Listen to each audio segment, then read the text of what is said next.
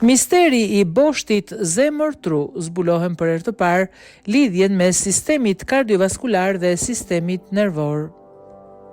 Një studim i kryer nga një ekip bioinxhinierësh nga Universiteti Pizës,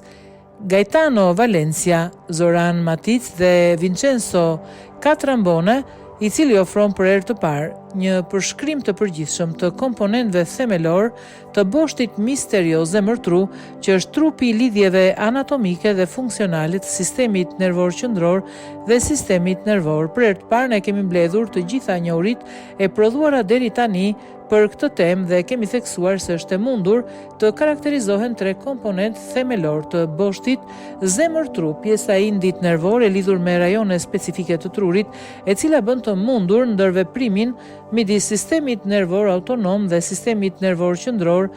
një pjesë thelbësore në transmetimin e informacionit përgjatë boshtit dhe biokimike, e cila përfshin hormonet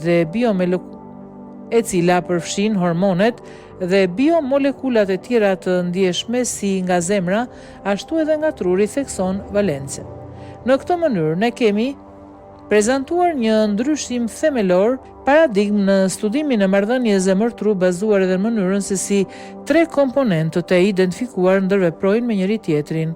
Studimi ka treguar se ndikimi nëpërmjet sistemit kardiovaskular dhe sistemit nervor qendror ka një drejtim preferencial bazuar në gjendjen psikofizike emocionale të individit. Sot ne mund të studiojmë lidhjen midis zemrës dhe trurit edhe në një nivel molekular, do me thënë duke parë se si neuronet kardiake kontrollojnë emocionet së bashku me metabolizmin e çdo individi. Është një fushë absolutisht pionere kërkimit dhe